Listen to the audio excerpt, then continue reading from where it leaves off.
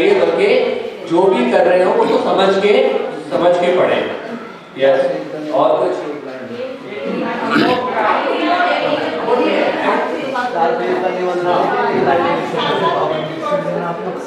पढ़ाई के साथ साथ खेल भी बहुत जरूरी है।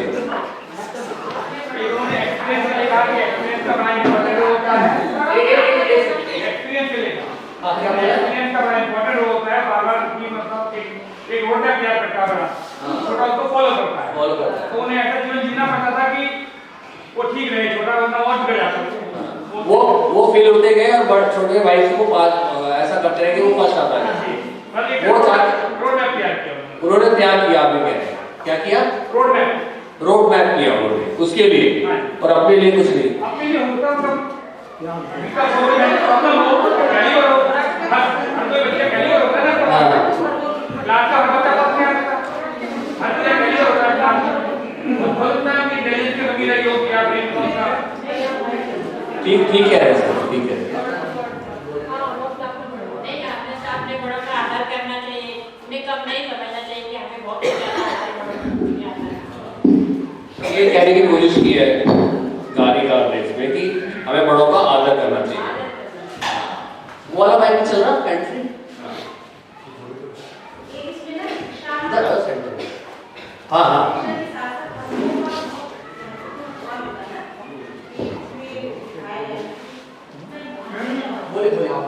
उसमें अनुभव को महत्ता दी गई है ना कि हमारे बड़े बूढ़े लोग पढ़े लिखे नहीं थे, लेकिन उनके पास अनुभव इसमें थे कि वो किसी भी प्रॉब्लम का सॉल्यूशन कर सकते थे। हमारे जो सिलेबस है, जो हमारे विषय है, उनमें बहुत जटिलता है, व्यवहारिक जीवन से संबंधित नहीं है। क्योंकि जैसा कि उन्होंने बताया बड़े भाई साहब ने कि लिखने को दे रहे हैं, निबंध कितने से लिखने को दे रहे हैं, साइंस में और हर विषय में, इतिहास में इतने सन याद करने पड़ रहे हैं, तो इनको व्यवहार पहले ये सब नहीं था। अब विषयों को सरल बना दिया गया, व्यवहारिक जीवन से जोड़ दिया गया।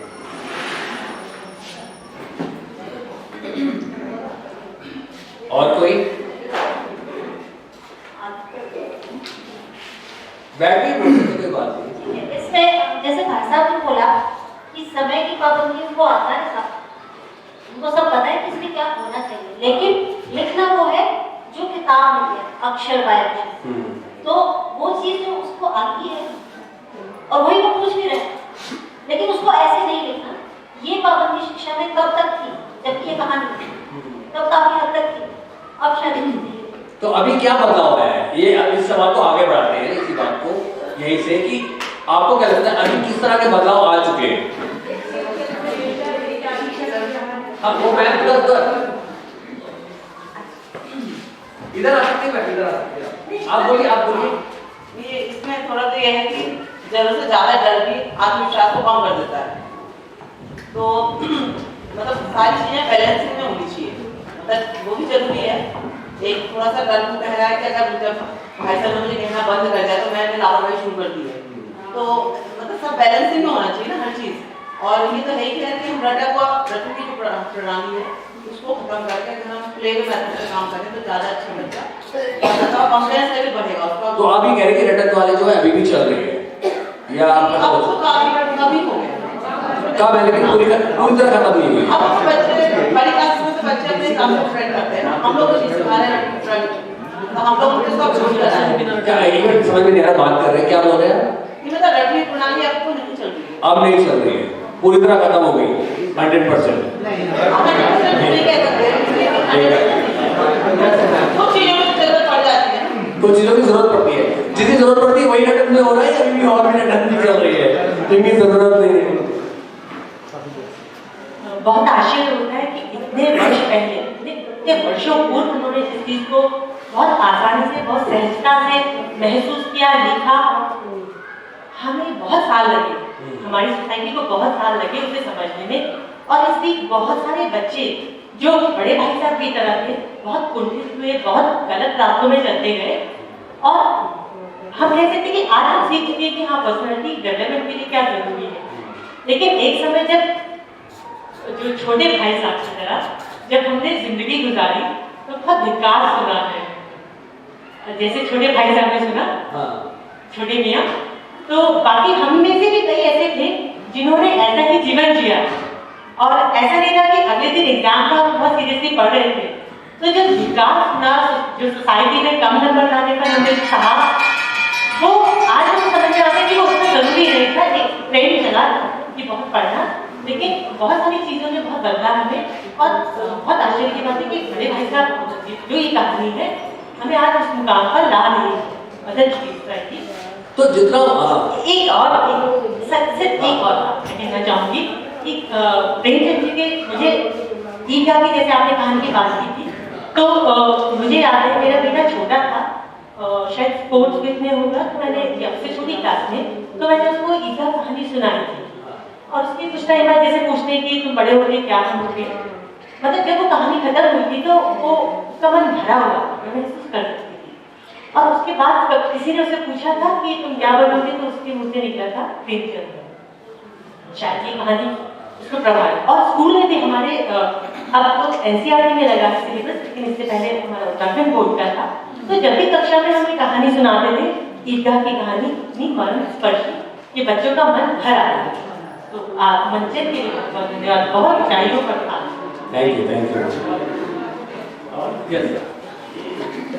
सर जैसे हमने पढ़ा है खेल की डेफिनेशन होती है कि खेल एक काम ही है जिसको मन से करते हैं, वो काम खेल हो जाता है।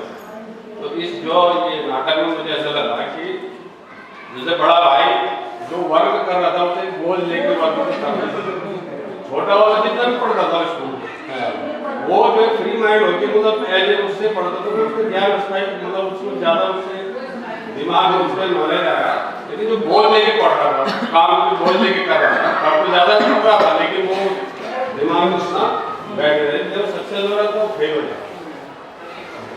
ठीक है सर, थैंक यू सर।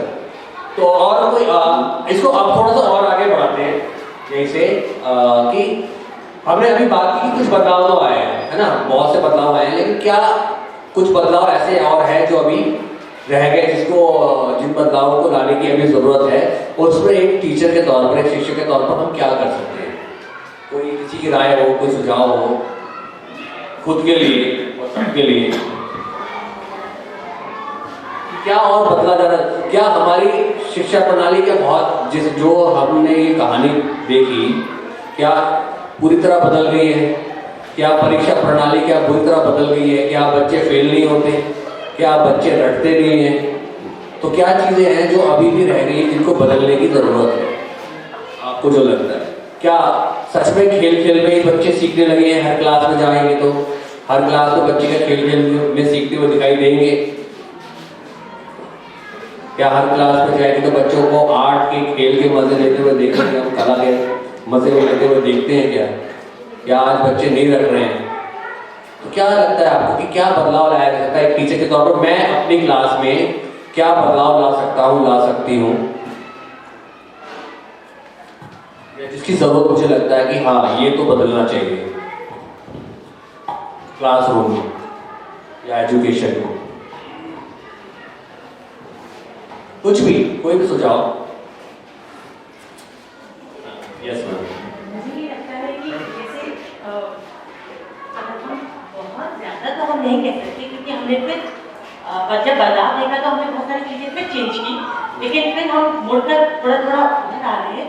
तो ये कुछ ऐसे ही है कि जैसे हमने एलोपैथिक दवाइयाँ देनी शुरू की, थोड़े से हार्मफुल इफेक्ट्स हुए, अब हम फिर चीज़ों को आयुर्वेदिक या होम्योपैथी दूसरी चीज़ें भी अप्लाई करें। तो शिक्षा में भी शायद हमें अपनी परंपरागत में से भी अच्छी चीज़ों को रखना है, और जो नई चीज़ें हमारी हमें दिख रही हैं कि जो अच्छी है, उन सबको लेते हुए बैलेंस तरीके से अपने स्कूल में कोई उदाहरण, कोई नई चीज़ जैसे कि कुछ चीज़ों को हम जब पढ़ा रहे हैं तो बहुत सारी चीज़ों को, तो जैसे इंग्लिश है तो ग्रामर से कई चीज़ें हम पहले से प्रेजेंट वाला था या एक पैटर्न था अनुवाद का, तो वो हम एक्टिविटी बेस्ड लगा रहे हैं, बहुत अच्छा है। लेकिन साइंस में या मैथ्स में कई चीज़ों को अभी भी हमें लगता है कि फिर से मतलब थोड़ा सा, या हम ये डिसिप्लिन में कहीं पर भी हमें वहाँ पर दोबारा से देखने की जरूरत है कि कहीं हम बहुत ज़्यादा ढील ना देते हैं, एक किसी तरह से जिंदगी को बैलेंस बनाते हुए क्लास में भी हमें करना। और कोई सुझाव?